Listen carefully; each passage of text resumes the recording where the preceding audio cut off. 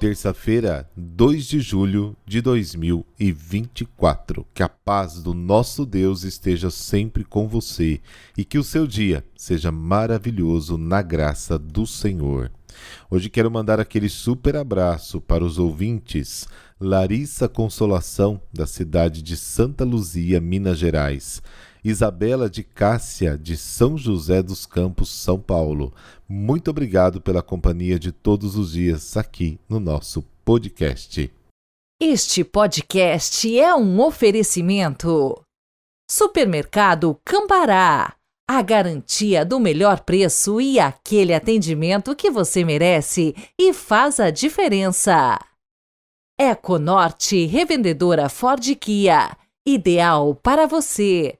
A sua concessionária em São José dos Campos e Caraguatatuba, São Paulo. Farmácias Vale Verde. Mais que farmácia, nosso atendimento inspira saúde, beleza e bem-estar. Os contatos dos nossos apoiadores estão na descrição deste podcast. Mateus escreve para os judeus convertidos dos anos 70 que se sentiam perdidos como um barco no meio do mar tempestuoso, sem esperança de poder chegar ao porto desejado.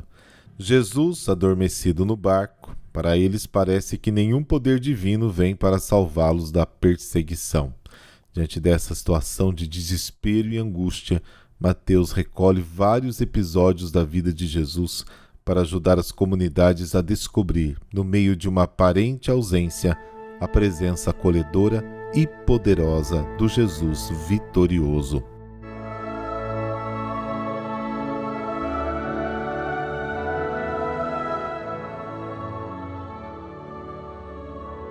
Pelo sinal da Santa Cruz, livrai-nos Deus, nosso Senhor, dos nossos inimigos.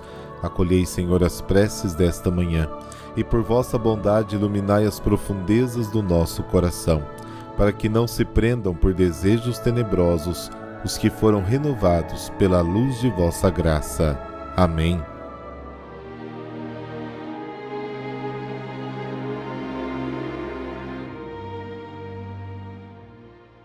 Mateus, capítulo 8, versículos de 23 a 27.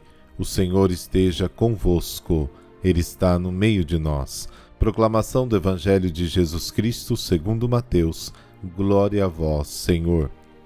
Naquele tempo, Jesus entrou na barca e seus discípulos o acompanharam. E eis que houve uma grande tempestade no mar, de modo que a barca estava sendo coberta pelas ondas.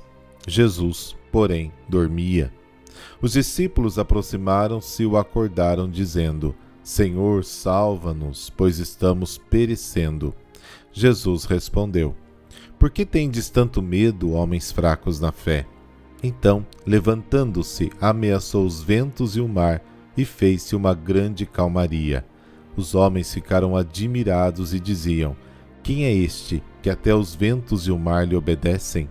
Palavra da salvação. Glória a vós, Senhor.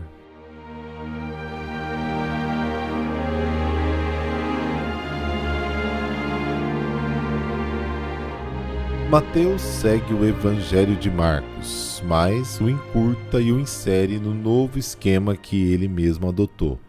Em Marcos, o dia foi muito difícil devido ao trabalho realizado. Terminadas as parábolas, os discípulos levaram Jesus para passear de barco, e ele estava tão cansado que adormeceu sobre um travesseiro. O texto de Mateus é muito mais curto.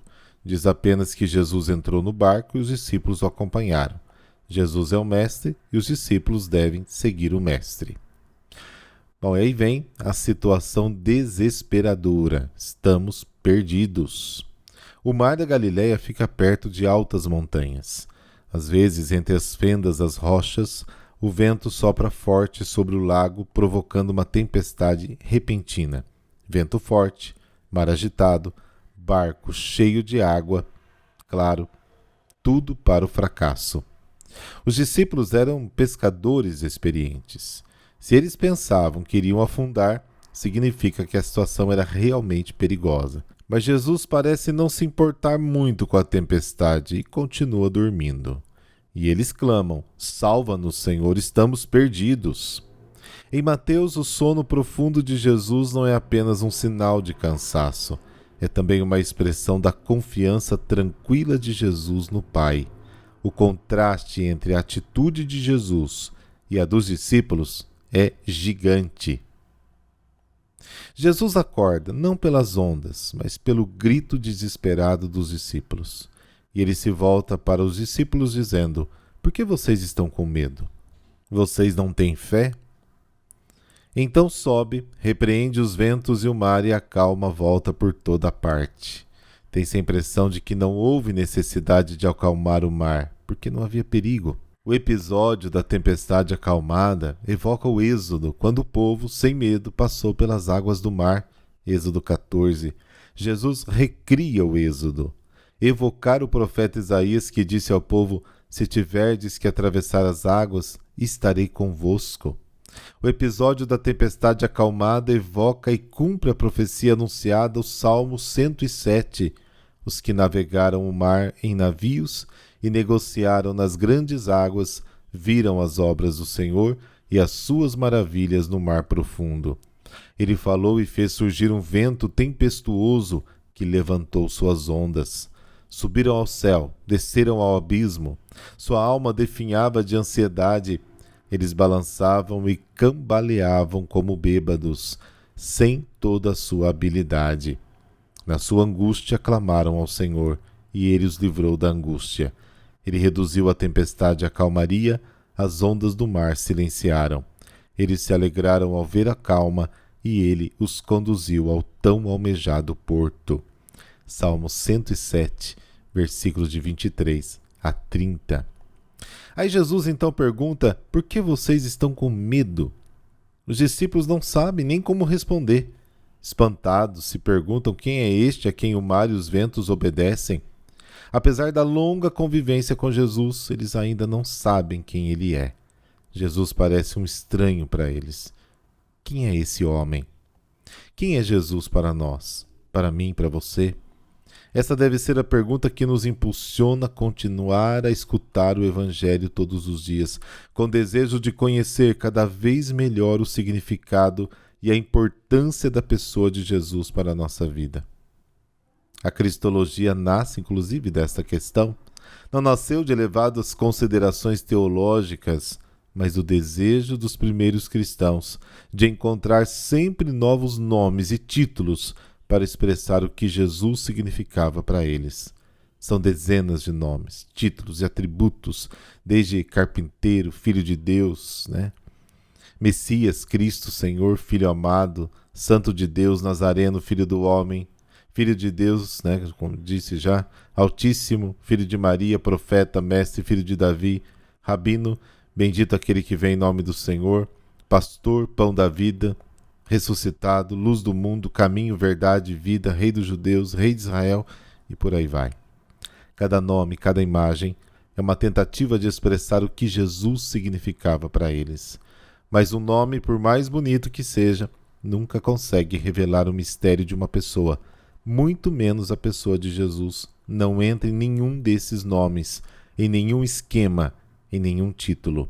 Ele supera tudo, ele é maior. Não pode ser enquadrado. O amor capta tudo isso. O cérebro, não. A partir dessa experiência de viver o amor, nomes, títulos e imagens ganham todo o seu significado. Em última análise, quem é Jesus para mim? Quem é Jesus para você? Para todos nós?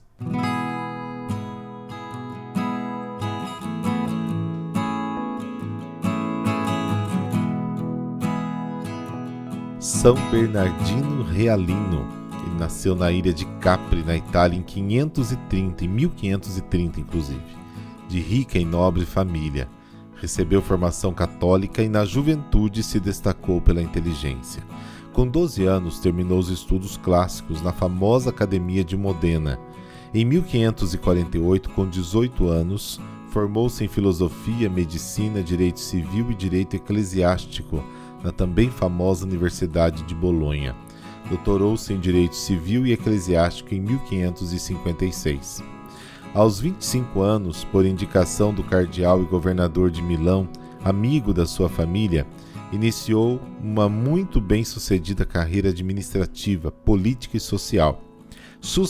Sucessivamente foi prefeito de Felizano de Monferrato, advogado fiscal de Alexandria, prefeito de Cassini, prefeito de Castel Leone, em Nápoles, auditor e lugar-tenente a serviço do Marquês Francesco Ferdinando d'Avalos e vice-rei da Sicília.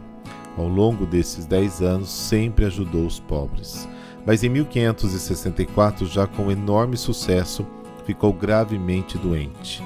Acamado, dedicou-se mais à oração e teve uma visão de Nossa Senhora com o menino Jesus no colo, o que o impactou enormemente. Procurou a orientação e direção espiritual de um frade jesuíta, discernindo a vontade de Deus para a sua vida, e com 35 anos foi ordenado sacerdote na Companhia de Jesus. Intensificou então seu trabalho junto aos pobres, além de se tornar um grande pastor e evangelizador. Recebendo os dons da cura e do bom conselho, passou a ser procurado por religiosos, nobres e pelo povo em geral. O Papa Paulo V, o imperador Rodolfo II do Sacro Império Romano Germânico, o rei Henrique IV da França, os duques de Baviera, Mantua, Parma e Módena, São Roberto Bellarmino ajoelhou-se diante dele.